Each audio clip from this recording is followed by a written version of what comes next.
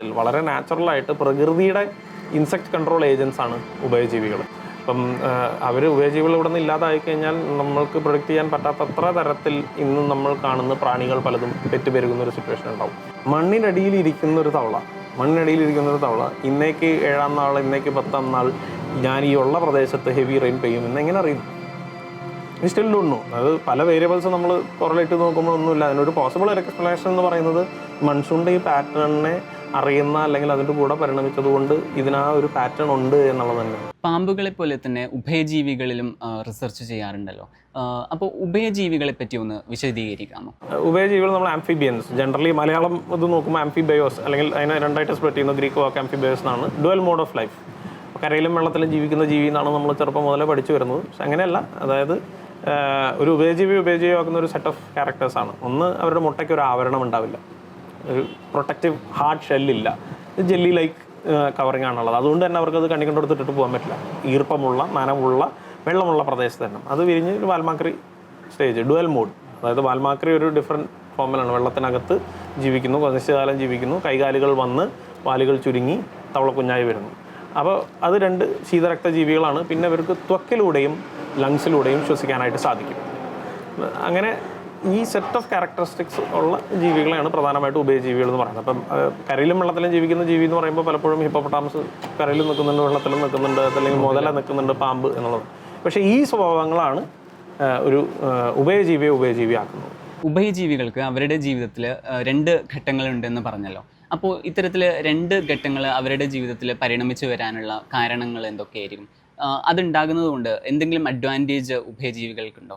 അതായത് ഈ basically resource utilisation തന്നെയാണ് അവിടെ വന്നിട്ടുള്ളത്. ഒന്ന്, ഈ മുട്ട വിരിഞ്ഞു വരുന്ന കുഞ്ഞുങ്ങൾക്കൊരു നിശ്ചിത സമയം ഇവർ വെള്ളത്തിൽ ജീവിക്കുന്നു.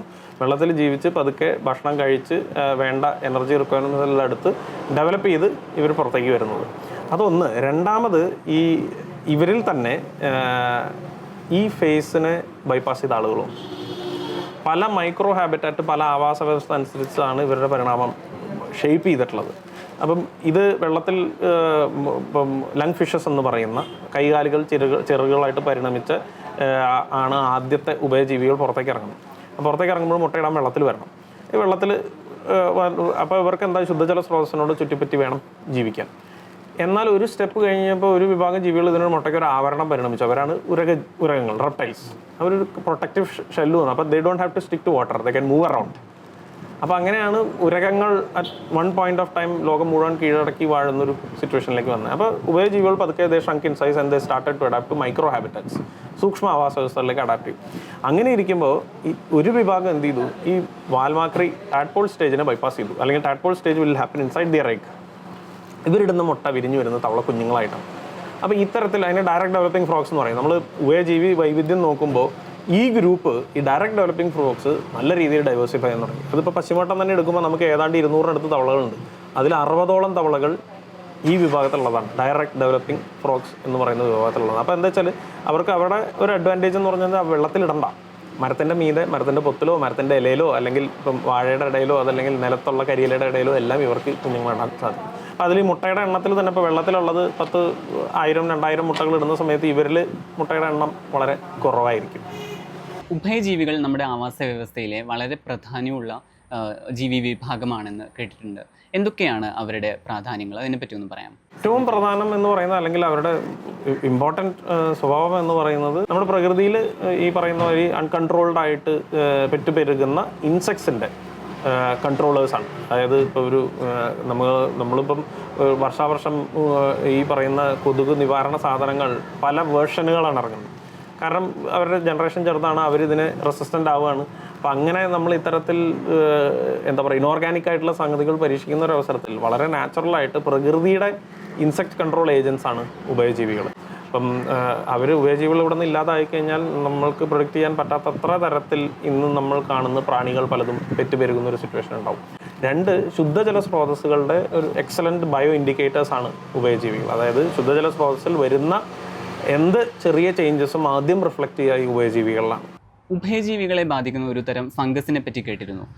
തവളകളുടെയൊക്കെ ലൈഫിന്, അവരുടെ അതിജീവനത്തിന് ഈ ഫംഗസ് എത്രത്തോളം ത്രെട്ട് ഉണ്ടാക്കുന്നുണ്ട്, അതിനെപ്പറ്റി ഒന്ന് പറയാമോ? ബട്ടറക്കോക്കിട്രിയം ഡെൻഡ്രോബേറ്റിഡസ് എന്ന് പേരുള്ളൊരു ഫംഗസ് ആണ്. അത് പ്രധാനമായിട്ട് അവരുടെ സ്കിന്നിനെ ബാധിക്കുകയും ആ സ്കിന്ന് ക്ലോഗ് ചെയ്ത് ശ്വസിക്കാൻ പറ്റാതെ പതുക്കെ ചാവുന്നൊരു സിറ്റുവേഷനാണ്. അത് ഈ ടെമ്പറേച്ചർ, അതായത് വാർമിങ്ങോ ആയിട്ട് കണക്ഷൻ ഉള്ളതും കൂടിയാണ്. അപ്പോൾ അത് പഠനങ്ങൾ പറയുന്നത് ഈ ഉഭയജീവികളുടെ എന്താ പറയുക, പരിണമിച്ച കാലം തൊട്ടേ ഈ ഫംഗസും അതിനൊപ്പം ഉണ്ട് എന്നുള്ളതാണ്. പക്ഷേ ഈ ചില സർട്ടൻ താപനിലകളിൽ, ഈ ട്രോപ്പിക്കൽ പ്രദേശങ്ങളിൽ, ചില സ്ഥലങ്ങളിൽ അത്തരത്തിലുള്ള ചില ടെമ്പറേച്ചേഴ്സിലാണ് ഇവർ ഇത് ആക്റ്റീവ് ആവുന്നത് എന്നുള്ളതാണ്. അപ്പം ഇന്ത്യയിൽ നിന്നും പശ്ചിമഘട്ടത്തിൽ നിന്നും പല സ്ഥലങ്ങളിൽ നിന്നും ഇത് റിപ്പോർട്ട് ചെയ്യപ്പെട്ടിട്ടുണ്ടെങ്കിലും മറ്റു പ്രദേശങ്ങളിൽ ഉണ്ടായിട്ടുള്ള പോലെ ഒരു കാഷ്വാലിറ്റി, ഒരു മാസ് ഡെത്തോ ഒന്നും ഇതുവരെ ഉണ്ടായിട്ടില്ല. ബട്ട് ഈ കിട്രിഡ് സ്ട്രെയിൻസ് നമ്മുടെ പല സ്ഥലങ്ങളിലുള്ള പശ്ചിമഘട്ടത്തിലുള്ള പല തവളകളിൽ നിന്നും റിപ്പോർട്ടഡ് ആണ്. കുറച്ചു കാലം മുന്നേ കേരളത്തിൽ നിന്ന് കണ്ടെത്തപ്പെട്ട ഒരു തവളയാണ് പാതാളത്തവള.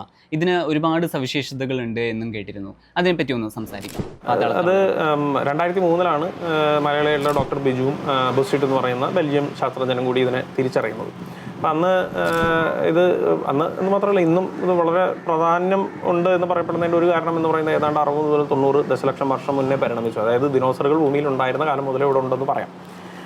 മറ്റൊന്ന്, ഇവരുടെ ഏറ്റവും അടുത്ത ബന്ധുക്കൾ ഇന്ത്യയിൽ നിന്ന് 3000 കിലോമീറ്റർ അപ്പുറം ദ്വീപ് സമൂഹമായിട്ടുള്ള സീഷൽസ് ദ്വീപ് സമൂഹത്തിൽ കാണുന്ന സൂഗ്ലോസിഡേ എന്ന് പറയുന്ന തവളകളുമായിട്ട് അവർക്ക് ജനിതക ബന്ധം. അപ്പം അതിനർത്ഥം ഇന്ത്യ പണ്ട് ആഫ്രിക്കയുടെ ഭാഗമായിരുന്നു അല്ലെങ്കിൽ മഡഗാസ്കറിൻ്റെ ഭാഗമായിരുന്നു എന്നുള്ള ഗോണ്ട്വാന സിദ്ധാന്തത്തിൻ്റെ ജീവിച്ചിരിക്കുന്ന ഒരു തെളിവാണ്. കാരണം ഉപ്പുവെള്ളം ഒരു തരത്തിൽ ഉഭയജീവികൾക്ക് ടോളറേറ്റ് ചെയ്യാൻ സാധിക്കില്ല, അവർ ചത്തുപോകും. അപ്പം ഉപ്പുവിൽ കൂടെ നീന്തിയോ അല്ലെങ്കിൽ ആകാശത്തിലൂടെ പറന്നൊന്നുമല്ല വന്നത്. പണ്ട് വൻകരകൾ ഒന്നായിരുന്നപ്പോൾ ഉള്ള ജനിതകപരമായിട്ടുള്ള അല്ലെങ്കിൽ ബന്ധമാണ് ഇത് എന്നുള്ളതാണ് അതിനെ എക്സ്പ്ലെയിൻ ചെയ്യാൻ സാധിക്കുന്നത്.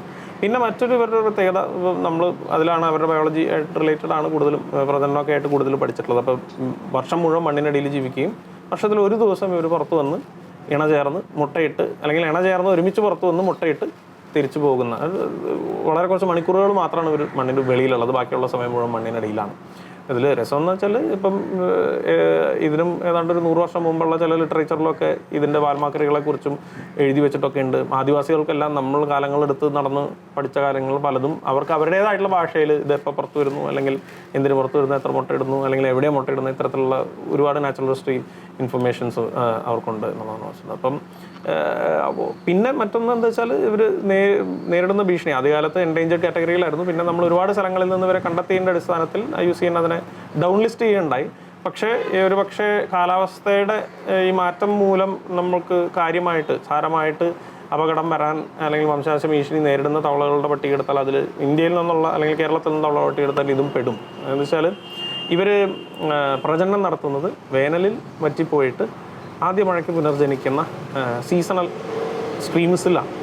അപ്പം ഈ ആദ്യ മഴയ്ക്ക് പുനർജനിക്കുമ്പോൾ ഇതിനകത്ത് മറ്റ് ജീവികൾ ഉണ്ടാവില്ല. പ്രെഡേറ്റേഴ്സ് എന്ന് പറയുന്നത് വളരെ കുറവായിരിക്കും. മറ്റൊന്ന്, റിസോഴ്സ് യൂട്ടിലൈസേഷൻ ഇവർക്ക് എളുപ്പമായിരിക്കും. ഈ വാൽമാക്രികൾ സക്കർ മീനുകളുടെ പോലെയാണ്, കുത്തി ഒഴുകുന്ന വെള്ളച്ചാട്ടത്തിൽ പറ്റിയിരിക്കാൻ പറ്റും. അപ്പോൾ ഇവർ മുട്ടയിട്ട് ഒരു 7 മുതൽ 10 ദിവസത്തിനുള്ളിൽ വാൽമാക്രി ആവുന്നു. വാൽമാക്രി അതിന് ശേഷം വെള്ളത്തിൽ പറ്റി പിടിച്ചിരിക്കുകയാണ് ചെയ്യുന്നത്. അപ്പോൾ ഇതിൽ രസകരമായിട്ടുള്ളൊരു കാര്യം എന്താ വെച്ചാൽ, ഈ മൺസൂൺ ഷവേഴ്സ് വരുന്നു, പ്രീ മൺസൂൺ ഷവേഴ്സ് വരുന്നു, ഒരു കുറച്ച് ദിവസം മഴ പെയ്തു, ഈ ആൺതവളകൾ മണ്ണിനടിയിലിരുന്ന് കരയും. അതിനകത്ത് വെച്ച് തന്നെ കുറച്ച് ദിവസം കരഞ്ഞ് ഫീമെയിലിനെ ഇംപ്രസ് ചെയ്ത് അതിനകത്ത് വെച്ച് ഇണ ചേർന്ന് ഇവർ ഒരുമിച്ചാണ് മുട്ടയിടാൻ പുറത്ത് വരുന്നത്. ആൺതവളയെ മോദകത്ത് വെച്ചിട്ടാണ് വരുന്നത്. ആപ്ലക്സസ് എന്ന് പറയാം, മീറ്റിംഗ് പോസ്റ്ററിനെ. അങ്ങനെ പുറത്ത് വന്ന് മുട്ടയിട്ട് പോയി. നേരത്തെ പറഞ്ഞ പോലെ 7 മുതൽ 10 ദിവസത്തിനുള്ളിൽ ഈ മുട്ട വിരിഞ്ഞ് വരും. അപ്പോൾ ഈ ആദ്യം മഴ പെയ്ത് ചെറിയൊരു ലെവൽ വെള്ളമുള്ള ഈ വെള്ളച്ചാട്ടങ്ങൾ കൃത്യം 7 മുതൽ 10 ദിവസത്തിനുള്ളിൽ അവ ഹെവി റെയിൻ പെയ്യും. മണ്ണിനടിയിലിരിക്കുന്ന ഒരു തവള ഇന്നേക്ക് 7-ാം നാൾ, ഇന്നേക്ക് 10-ാം നാൾ ഞാൻ ഈ ഉള്ള പ്രദേശത്ത് ഹെവി റെയിൻ പെയ്യുമെന്ന് എങ്ങനെ അറിയുന്നു? Still don't know. അത് പല വേരിയബിൾസ് നമ്മൾ കൊറലേറ്റ് നോക്കുമ്പോൾ ഒന്നുമില്ല. അതിനൊരു പോസിബിൾ എക്സ്പ്ലനേഷൻ എന്ന് പറയുന്നത് മൺസൂണിൻ്റെ ഈ പാറ്റേണിനെ അറിയുന്ന അല്ലെങ്കിൽ അതിൻ്റെ കൂടെ പരിണമിച്ചതുകൊണ്ട് ഇതിനാ ഒരു പാറ്റേൺ ഉണ്ട് എന്നുള്ളത് തന്നെയാണ്. അപ്പോൾ അതിൽ പ്രശ്നം എന്ന് പറയുന്നത്, ഈ കഴിഞ്ഞ ഒരു 10 വർഷത്തെ ഒരു 15 വർഷത്തെ ഡാറ്റ എടുക്കുമ്പോൾ അതിൽ പലതവണ including last year or the year before that ഇവർ മുട്ടയിട്ടിട്ട് ഏതാണ്ട് 20-21 ദിവസത്തിന് ശേഷമാണ് ഹെവി റെയിൻ പെയ്യുന്നത്. അപ്പോൾ എന്താണ്ടായി, ആ സ്ട്രീം മുഴുവൻ വറ്റിപ്പോയി.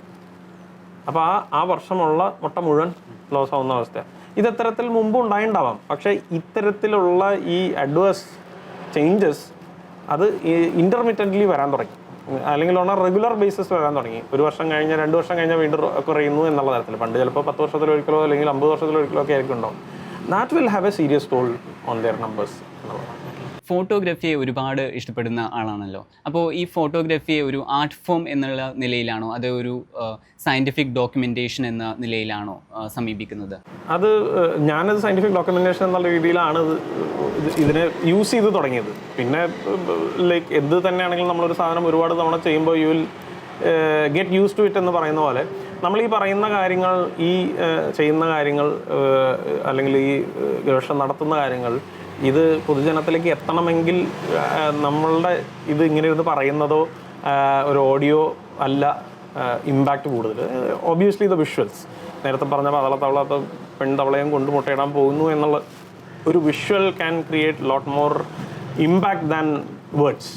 അപ്പോൾ ആ ഒരർത്ഥത്തിൽ പൊതുജനത്തിന് ഇതൊക്കെ മനസ്സിലാവണമെങ്കിൽ, അവർക്കിതിൽ ആകർഷകരാവണമെങ്കിൽ, നാളെ നമ്മൾ കോൺസർവേഷന് വേണ്ടി സംസാരിക്കുന്ന ഒരു സിറ്റുവേഷനിൽ എന്താണെന്ന് അറിഞ്ഞാൽ, അല്ലെങ്കിൽ എന്താണെന്ന് അറ്റ്ലീസ്റ്റ് ഫോട്ടോ എങ്കിലും കണ്ടിട്ടുണ്ടെങ്കിൽ അവർക്ക് ഇതിനെക്കുറിച്ച് അതിനോടൊരു ഇഷ്ടം തോന്നാനോ, അതല്ലെങ്കിൽ okay fine it has to be conserved എന്നുള്ളൊരു ഐഡിയയിലേക്ക് എത്താനോ ആയിട്ട് സാധിക്കും. സാറിൻ്റെ ഒരു ഫോട്ടോ ലോകപ്രശസ്ത ശാസ്ത്ര ജേണലായിട്ടുള്ള നേച്ചറിൽ പ്രസിദ്ധീകരിച്ചിരുന്നല്ലോ, അതിൻ്റെ ഫ്രണ്ട് പേജായിട്ട്, കവർ പേജ് ആയിട്ട്. അപ്പോൾ അതിൻ്റെ പ്രോസസ്സ് എങ്ങനെയായിരുന്നു? ആ ഒരു അനുഭവത്തെക്കുറിച്ച് പറയാമോ? 2020 നമ്മുടെ കോവിഡ് കാലഘട്ടത്തിൽ ആ വർഷം ഓൺലൈനായിട്ടാണ് ഈ IUCN അസസ്മെൻറ്റ് ലോകത്തുള്ള ഉപജീവികളിലെല്ലാം നടത്തിയത്. അപ്പോൾ ഏതാണ്ട് എനിക്ക് തോന്നുന്നു 80-90 മീറ്റിംഗ് കൂടിയിട്ടാണ് പശ്ചിമഘട്ടത്തിലെ തവളകളിൽ ചെയ്തത്. അപ്പോൾ അത് നമ്മൾ ചെയ്യുകയും അതിനുശേഷം ഈ ഡാറ്റ ഫിൽട്ടർ ചെയ്യുകയും നമ്മളതിൽ വർക്ക് ചെയ്യുകയൊക്കെ ചെയ്തതിൻ്റെ അടിസ്ഥാനത്തിൽ ഇത് ചെയ്ത അസസേഴ്സ് എന്നുള്ള രീതിയിൽ ഇത് പബ്ലിഷബിൾ ആണ്, അതിന് വർക്ക് ചെയ്യണം എന്നുള്ള രീതിയിൽ ഒരു ഗ്രൂപ്പ് ഫോം ചെയ്യുകയും ആ തരത്തിൽ വർക്ക് ചെയ്ത് തുടങ്ങി. അങ്ങനെ ഇത് നേച്ചർ മാസികയിൽ ഇത് അക്സെപ്റ്റ് ആയി എന്ന് പറഞ്ഞ സമയത്ത് നമ്മുടെ ലീഡ് ഓതറായിട്ടുള്ള ആൾ ജെനിഫർ നമുക്ക് ഓതേഴ്സിനെല്ലാം ഇമെയിൽ അയച്ചു, yes this is accepted and there is a possibility that like one of our images can go as a cover എന്ന് പറഞ്ഞു. അപ്പോൾ അത് ശരിക്കും പറഞ്ഞാൽ നല്ല ഹാർഡ് വർക്ക് ചെയ്തിട്ടുണ്ട്. ഞാൻ ഇത് പറഞ്ഞ ഉടനെ തന്നെ ഞാൻ ഒരു പർപ്പിൾ ഫ്രോഗിൻ്റെ ഇമേജ് അയച്ചു, പതാളത്തോടെ ഇമേജ് അയച്ചു. അപ്പോൾ എനിക്ക് അപ്പം തന്നെ മറുപടി വന്നു, we need good looking frogs എന്നുള്ളത്. അതായത് ഒരു ഗവേഷകൻ എന്നുള്ള രീതിയിൽ നമുക്ക് ഇതിന് ഭയങ്കര ഇഷ്ടമായിരിക്കും, അത് അങ്ങനെ ആവണം എന്നുള്ളൊരു സാധാരണക്കാരെ സംബന്ധിച്ചുള്ളത്. അപ്പോൾ അങ്ങനെ ഞാൻ നോക്കി, കുറച്ച് ചിത്രങ്ങൾ നോക്കി. ഞാൻ എന്ത് ചെയ്തു വെച്ചാൽ, ഞാൻ ഈ നേച്ചർ മാസികയുടെ കവറുകൾ ഒരു 100-ലധികം ഇഷ്യൂസ് ഞാൻ എടുത്ത് കണ്ടു, എങ്ങനെയാണ് അവരത് പ്ലേസ് ചെയ്യുന്നത്. അപ്പോൾ ഒരു ഒരു സബ്ജക്റ്റ് അത്യാവശ്യം നല്ല രീതിയിൽ കളർഫുള്ളായിട്ടുള്ള രീതിയിലുണ്ടെങ്കിൽ അതിന് ലെഫ്റ്റ് സൈഡിൽ സ്പേസ് വേണം, റൈറ്റ് സൈഡിൽ അവർക്ക് ടൈറ്റിലിന് അല്ലെങ്കിൽ ഇത്രയും ജേണലിൻ്റെ ടാഗ് ലൈൻസ് അവർക്ക് കൊടുക്കാൻ വേണം, അടിയിൽ ഇതിൻ്റെ എഡിറ്റോറിയൽ ആ തരത്തിലുള്ള സാധനങ്ങൾ വേണം. അത് കൃത്യമായിട്ട് പഠിക്കുകയും അതിന് സ്യൂട്ടബിൾ ആവുന്ന തരത്തിൽ ആ കവർ മനസ്സിൽ കണ്ടുകൊണ്ട് ഞാൻ കുറച്ച് പടങ്ങൾ പ്ലാൻ ചെയ്യുകയും അങ്ങനെ ഒരു 5 പടം അയക്കുകയും ചെയ്തിരുന്നു. അവർ പറഞ്ഞു ഇത് അയക്കുന്നുണ്ട്, അവർ 10 പടം എന്താണ് അയച്ചത്, അതിൽ 5 പടം ഉൾപ്പെട്ടിട്ടുണ്ട്, അത് അയക്കുന്നുണ്ട്, ഏത് വരുമെന്ന് അറിയില്ല എന്ന് പറഞ്ഞു. അത് പോയെങ്കിലും പിന്നീട് അതിനെക്കുറിച്ച് വേറെ ചർച്ച ഒന്നും ഉണ്ടായില്ല.